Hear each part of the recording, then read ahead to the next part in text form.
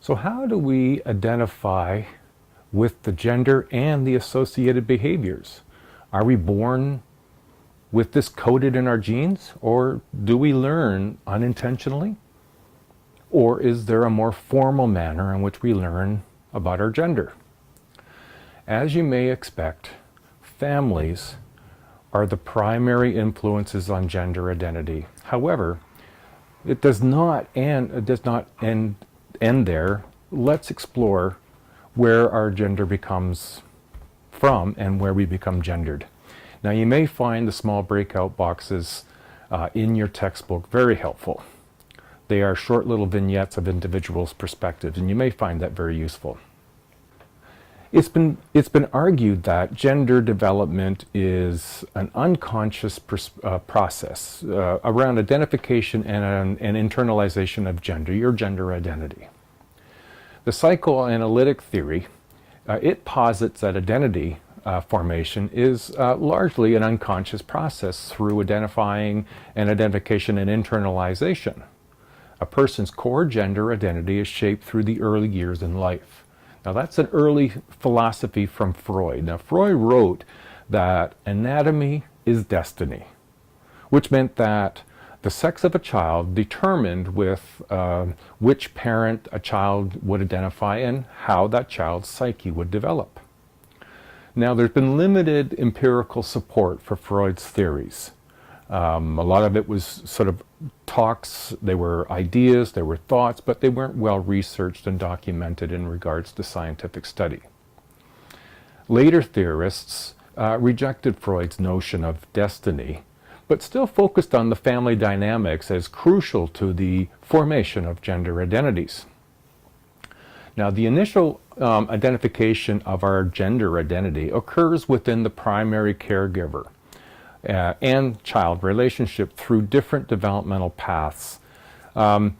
It's to ensure that males and female, through the male and female infants. Now, children are of both sexes form their first identification with adult women, typically. Around 3 years old, male and females children development is more divergent. Girls continue to identify with their mothers in a closer relationship. Mothers recognize and emphasize similarities between themselves and their daughters, leading to stronger identification of daughters with mothers. Now, in contrast, sons, they must separate or differentiate themselves from mothers.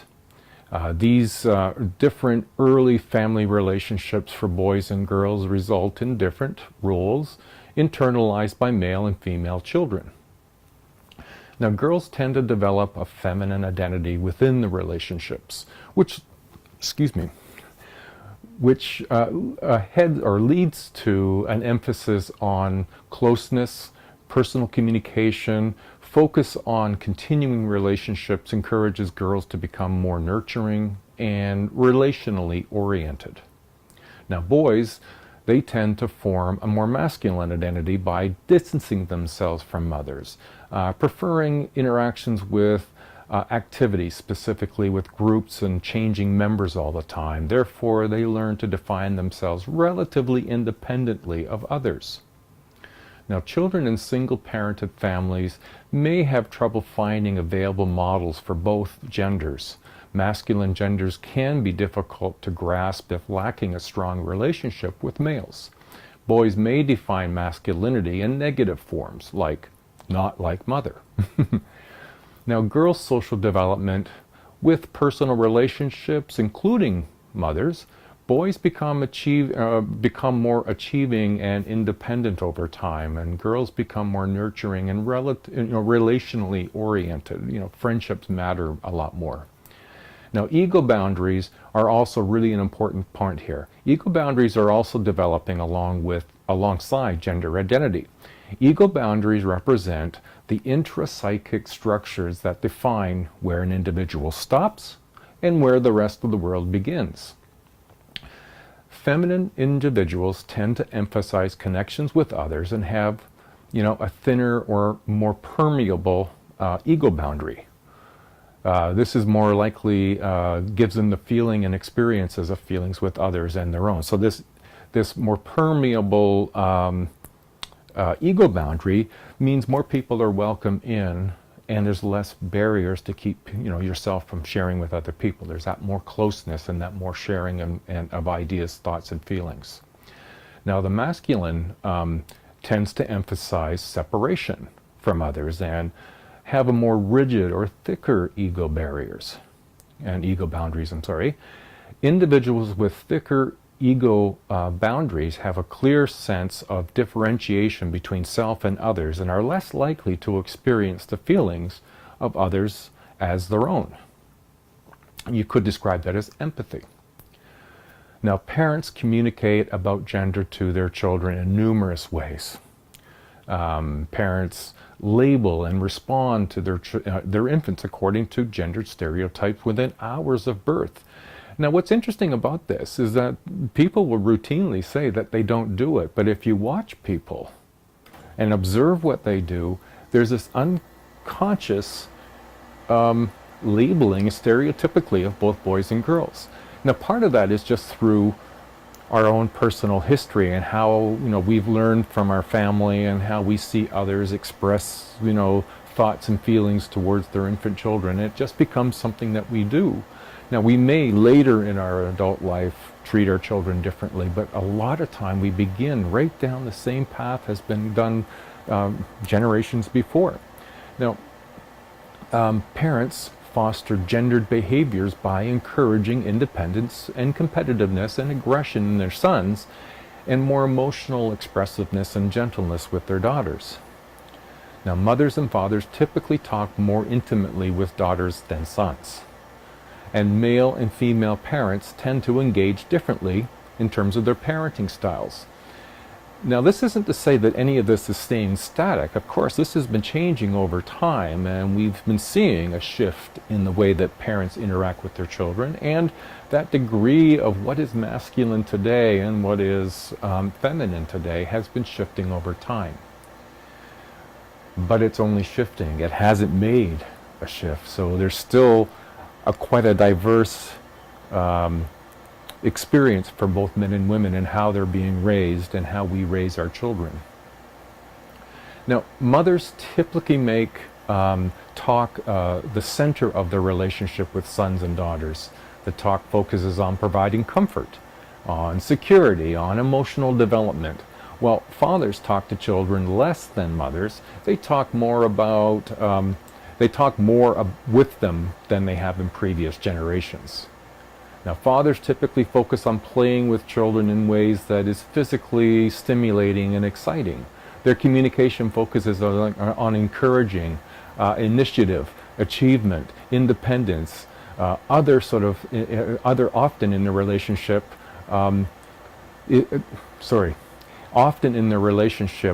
the relation to the activity that is focus of the interaction, not necessarily the communication level that's going on between the two.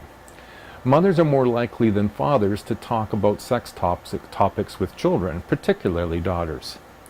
Now, if you Toys R Us is closing, so we can't necessarily go there anymore, but go to some of the other places and go through the toys department. You'll see that toys, games are often very stereotypical gender separated. Now, you'll start to see some shifts in that because there's been more social pressure to do so. But toys, games, chores, they all communicate a gender expectation for children. Domestic chores are more frequently assigned to girls, while outdoor work is generally assigned to boys. Now, in general, boys experience more rigid socialization into masculinity than girls do into femininity. When we consider things like the parental modeling that occurs in terms of masculinity and femininity, the influences that influence children's understanding about gender. And so when we consider heterosexual parents who adhere to traditional sex roles provide models for children of both sexes. Children are more likely to learn about women that are supposed to be nurturing, clean, and cook, while men are supposed to be the one that earns the money, makes the decisions, and is more emotionally controlled. The increase in single-parented families, dual-income families, blended families, and gay and lesbian parented families provides a much more diverse model of gender. Now, parents can model gendered attitudes about physical appearance. For instance, fathers who engage in strenuous physical activities and mothers who complain about their weight communicate ideas about masculinity and femininity. Now, this is one of those examples where it's done rather, very informally and really unintentionally. As adults, we are affected by all the social cues that are out there that let us know how we're supposed to be. How big are we supposed to be? What are our abs supposed to be like? What shape are we supposed to have? What are the things we're supposed to be interested in? And so we are affected by those things, and those activities that we participate in and the things that we communicate to one another at home will shape some of what our kids will pick up. Because remember, one of the key things about children and how they learn is children will learn what you do over what you say. Okay, now let's move on. Now, we've been looking at the unconscious view of how gender is developed. Now, let's review the more personal side of gender drama. Gender and personal identity is influenced by other factors, and we interact with many different things over time. So growing up, masculine can include 6 major elements, and we're going to review them one at a time. Now, these aren't a complete list, but it gives you a sense about general perspective about what it is to be masculine, and we'll review what it is to be feminine. And you will notice some of this will ring true for you and some of it won't. But again, that's just to emphasize the shift is moving from what masculinity has been defined and where it might be shifting and moving towards in the future. So the number one thing, not number one in terms of what is masculinity, but the first thing that we're going to touch base on here is don't be female. That's a strong directive for men. Males are socialized not to show sensitivity and vulnerability. Now we'll get to how that's changing, or as far as another area of masculinity in a moment. So the first is don't be female. This needs to separate, what is it to be male and what is it to be female. Secondly, masculinity is shown to be, you're as a male expected to show that you can be successful professionally and in other activities. Men are expected to be better than or more powerful than others and to be able to provide for their family. Now that has historically been a very big part. Back in the early 1900s and beyond, and certainly up to the 1950s and 60s, even into the 70s, men were the ones that were out working and bringing home the bacon, as it were, to have a family be successful. So it was a very big part of what it was to be male and masculine. And it was in the 60s, I would imagine, that we saw more of this shift starting to happen. And this is where, masculinity in terms of providing for the family begun to shift, and women becoming a little bit more self-reliant, breaking into the 70s, into the 80s, and certainly into the 90s. Masculinity, this is 3, masculinity requires aggression. Now this can be linked to competition, dominance, and even violence. And certainly when we look at the degree of domestic violence, it's largely men to women, but it's not exclusively. But masculinity has historically been defined in part by the level of aggression. Now oftentimes, certainly as expressed in competition, be aggressive and being dominant, being the best, but even in terms of violence. Number 4, a masculine role requires men to be interested in sex at all times. Sexual conquest is a cornerstone of masculinity. Historically, it's always been that way, but certainly we're seeing some shifts and changes in that in today's world.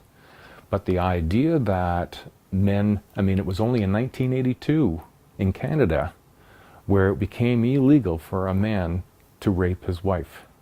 Prior to that, it was okay because it was a part of what it is to be masculine and what the roles in families were seen to be. Now that certainly wouldn't be seen as acceptable today. It still does happen, but that's part of how things are shifting and changing. Masculinity for 5 demands self-reliance. Men are expected to be self-controlled, independent, and not in need of others. To be independent, to be able to provide, to be self-reliant, to be not independent of other people, or not to be dependent on other people, has been a part of what masculinity has been historically. And again, you're seeing some change in that, because we're seeing a higher degree of egalitarian in households among younger people than we've had in the past. And then lastly, 6, and this is a more recent sort of contradictory theme to masculinity, and it embodies and transcends this traditional view of masculinity. Men are expected to embody the traditional masculine traits as was mentioned above, yet be sensitive and egalitarian. Now, egalitarian, if you're unfamiliar, patriarchal is male-dominated, matriarchal is female-dominated. Egalitarian is balanced, so there's an equal share of roles and responsibilities in the household and the family, and the way that a relationship between two people grows. And so, more recently then, this transition period is men are expected to have male masculinity traits, as mentioned in the previous 5, but also start to bend towards this more sensitive and egalitarian perspective. And of course, this causes a conflict in terms of role identity and gender identity. So, some counselors believe that striving to live up to the social ideals of masculinity is responsible for this widespread male depression, which society is unwilling to acknowledge since it contradicts the social prescriptions for masculinity. Now, that's just looking at a very general perspective, and I know many people might argue that that's not necessarily accurate. But men have, for many generations, lived up to that degree of what is masculine, and we are going through a transition. So it is interesting to see how that takes place and what will be the effect, in the same way that women have gone through a change of what it is to be feminine. And let's look at growing up feminine, and we'll look at this in terms of there's been 2 distinct versions of femininity. One version suggests that a woman has it all. Since they're now able to be professional, have professional opportunities, and they have more egalitarian marriages, and therefore they have it all. On the other hand, statistics show that women are unlikely to advance to the highest professional levels, that career women still do the majority of the household and housework and childcare, and that crimes against women are rising. And so we have this contradictory 2-themed perspective about femininity. Which is it? And again, we're seeing this cultural shift between where it's been and where it might be going. So let's look at the 5 major themes of femininity. First, the first theme is that appearance counts. Women are evaluated on their looks, and they are encouraged to meet the cultural ideals of what is attractive, and usually it includes slenderness, and that's also starting to shift and change. The cultural ideals for femininity and beauty reflect a white standard. If you look around the world and you were to ask people around the world, what is a beautiful woman, or what is attractive in terms of women, depending upon where you were, you would get any number of different descriptions of shapes, sizes, demeanor of what a woman would be to be attractive and desirable in another culture.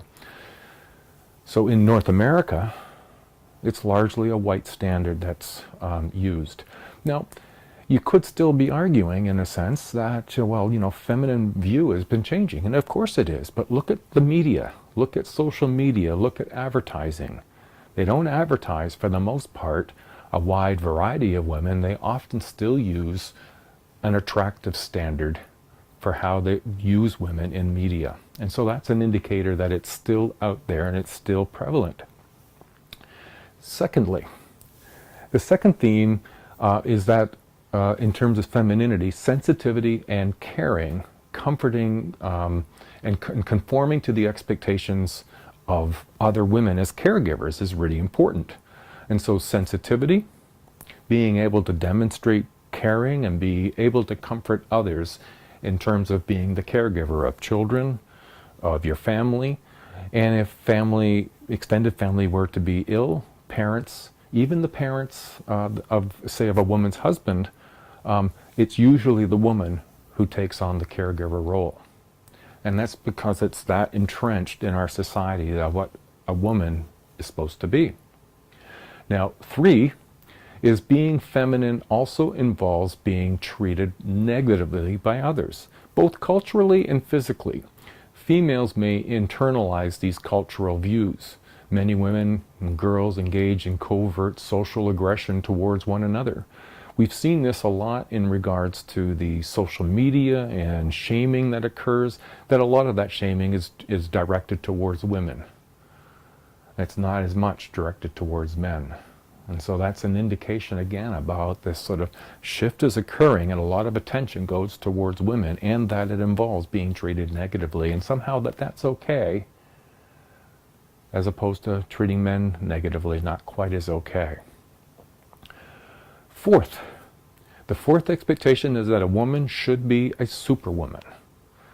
This means balancing responsibilities in the home, the workplace, and the romantic partnerships, and excelling at them all the time. Check out some of the women's magazines. Essentially, they're all about all the things that women should be doing and how well they should be doing them, but not about the shared responsibilities and the roles and what a man can be doing in that same relationship. And then 5, the final theme of femininity is that there is no single definition or meaning of femininity today. For instance, a woman may be criticized or praised for being assertive and ambitious in a career.